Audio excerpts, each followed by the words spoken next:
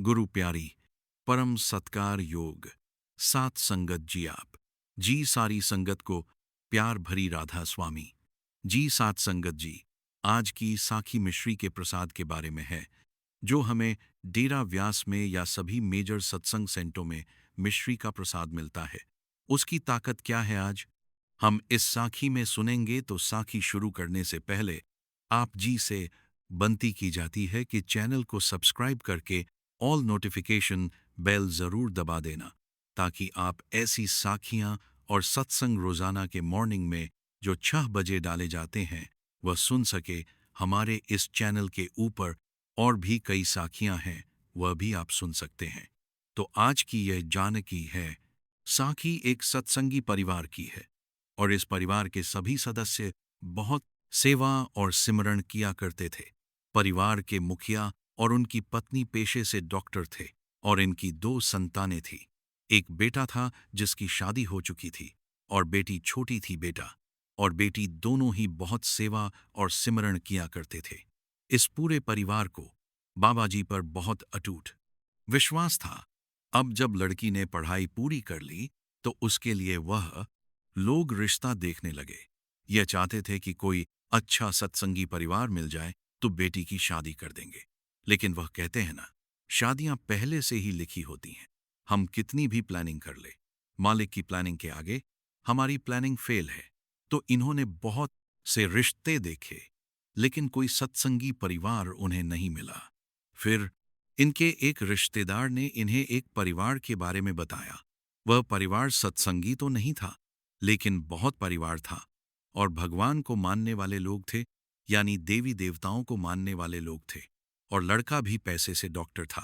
तो इन्होंने रिश्ते की बात चलाई और दोनों परिवार ने एक दूसरे से मिलकर रिश्ता पक्का कर दिया। अब लड़की को डर था कि वह लोग सत्संगी नहीं हैं, तो कहीं वह मुझे सत्संग और सेवा पर जाने से मना ना कर दे। फिर लड़की ने मन ही बाबा जी से अरदास की कि बाबा जी भले ही वह सत्संगी नहीं है, लेकिन आप उन्हें अपनी ओर जरूर लगा देना, जिससे कि वह मुझे सेवा और सत्संग पर जाने से ना रोकें। कुछ दिन के बाद शादी हो गई और लड़की ने अपने कमरे में बाबा जी की एक बड़ी तस्वीर लगा दी। जब शादी के अगले ही दिन लड़की की सास ने बाबा जी की तस्वीर को देखा तो उसने लड़के को सख्त हिदायत दे दी कि हमारे घरों में इंसानों की पूजा नहीं होती है। हमारे घर में हमने स्पेशल मंदिर बनवाया है, जहां पूरा परिवार रोज सुबह और शाम को पूजा करता है। और जब हमारे रिश्तेदार घर आएंगे और इस सरदार की तस्वीर देखेंगे तो वह हमारे बारे में क्या सोचेंगे।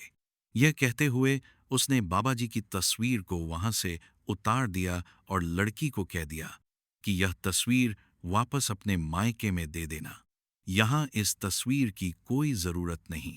अब लड़की की नई नई शादी हुई थी, तो उसने भी चुपचाप अपनी सास की बात मान ली और बाबा जी की बड़ी तस्वीर को वापस मायके भेज दिया और छोटी सी तस्वीर को बेड के साथ टेबल पर रख दिया और टेबल की दराज में बाबा जी की प्रसादी का पैकेट रख दिया। जैसे कि हम सब अक्सर बाबा जी के प्रसाद के 2 दाने रोज खाते हैं, तो लड़की ने 2 दाने रोज खाते हैं। दाने प्रसाद खुद और 2 दाने अपने पति को खिलाने शुरू कर दिए। कुछ दिनों के बाद लड़की की सास ने अपने बेटे को दराज में से प्रसाद निकालकर खाते देखा, तो उसने पूछा, यह क्या है जो तू रोज खाता है?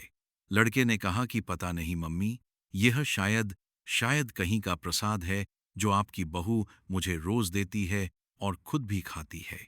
यह सुनकर सास को बहुत गुस्सा आया और उसने उस लड़की को बुलाया और कहा कि यह क्या तुम मेरे बेटे पर टोना टोटका कर रही है? क्या मिलाया है इस मिश्री में? तूने तो लड़की ने कहा, मम्मी जी, यह हमारे सद्गुरु का प्रसाद है और मैं यह हमेशा खाती आ रही हूं। लड़की की सास ने गुस्से से कहा, यह सब खाना है तो खुद खा, मेरे बेटे को खिलाने की कोई जरूरत नहीं है। तो यह कहकर सास वहां से चली गई। लड़की की सास के ऐसे बर्ताव के कारण ही इस परिवार की अपने पड़ोस में रहने वाले एक परिवार से लंबे समय से नोकझोंक चल रही थी। आए दिन लड़की की सास उस परिवार के साथ लड़ाई करती थी। और ऐसा ही वताप सास ने लड़की के साथ भी करना शुरू कर दिया।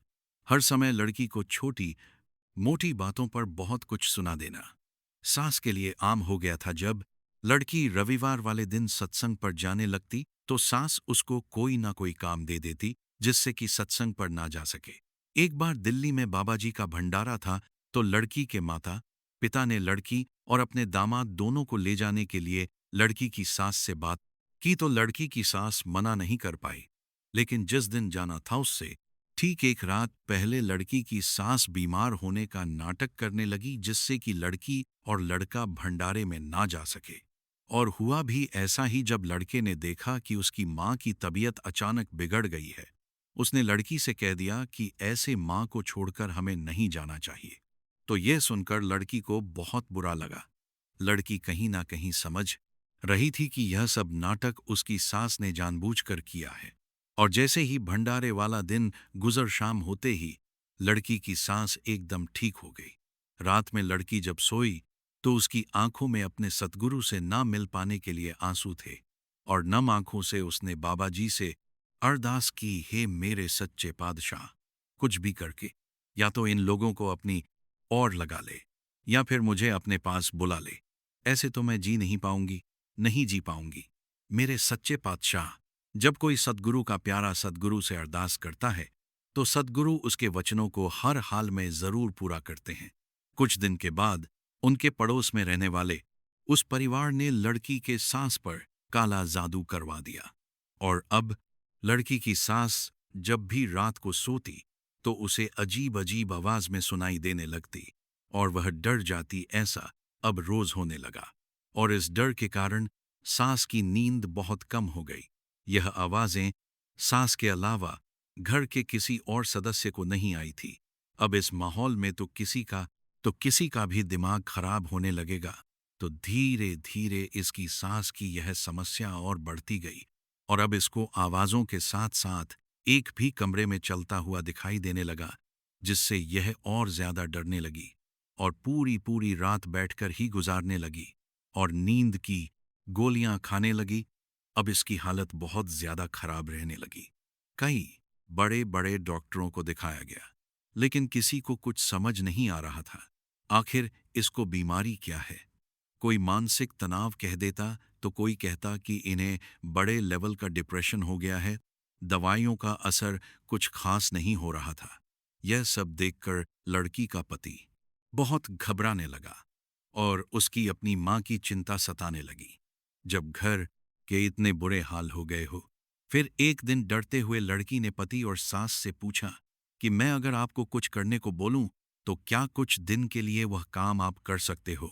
तो सास ने कहा, जब सारे संसार के डॉक्टर मुझे ठीक नहीं कर पाए तो तू क्या कर लेगी। लड़की ने कहा कि मुझे पूरा विश्वास है, अगर आप मेरी बात मान लेती हैं तो आप कुछ ही दिनों में ठीक हो जाएंगी। तो सास ने कहा कि ठीक है, मैं तेरी बात मान लूंगी। तो लड़की ने कहा कि आपको मेरे साथ सत्संग घर चलना होगा और वहां चलकर थोड़ी बहुत सेवा करनी होगी और प्रसाद के 2 दाने हर रोज खाने होंगे। आप यकीन मानिए आप कुछ ही दिनों में एकदम ठीक हो जाएंगी। लेकिन आपको यह सब काम निष्काम भाव से और पूरे विश्वास से करना होगा। मन में जरा सा भी डाउट नहीं रखना। तो लड़की का पति भी अपनी मां को समझाने लगा कि जब इतना कुछ करके देख लिया तो यह भी करके देख लो। तो लड़की की सांस मान गई और लड़की के साथ सत्संग घर जाने लगी और वहां जाकर पौधों को पानी देने की सेवा और साफ सफाई की सेवा करने लगे और हर रोज प्रसाद खाने लगे। सेवा करके सांस को अपने अंदर खुद ही एक बदलाव दिखाई देने लगा और अब जो उसके घर में आवाज आती थी वह सब आनी बंद हो गई। अब तो उसको ना तो नींद की गोली लेने की जरूरत पड़ती और ना ही बैठकर रात गुजारने की। उसने खुद ही अपने अंदर काफी सारे बदलाव देखे और अब सांस पर सेवा का ऐसा नशा चढ़ गया कि एक दिन लड़की की तबीयत थोड़ी खराब थी तो सांस अकेले ही सत्संग घर जाकर अकेले ही सेवा करने लगी। यह सब देखकर लड़की बहुत खुश हुई और फिर एक दिन लड़की बाहर से कहीं घर पहुंची तो उसने देखा कि बाबा जी की एक बहुत बड़ी फोटो घर के ड्राइंग रूम में दीवार पर लगी हुई देखी।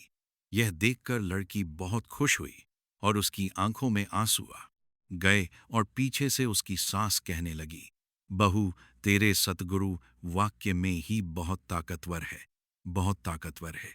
और अब यह फोटो हमेशा यही लगी रहेगी और हम सब लोग आज से सत्संग घर जाया करेंगे, बाबा जी का सत्संग सुना करें और जो भी भंडारे होंगे वह भी हम बाबा जी के अटेंड किया करेंगे।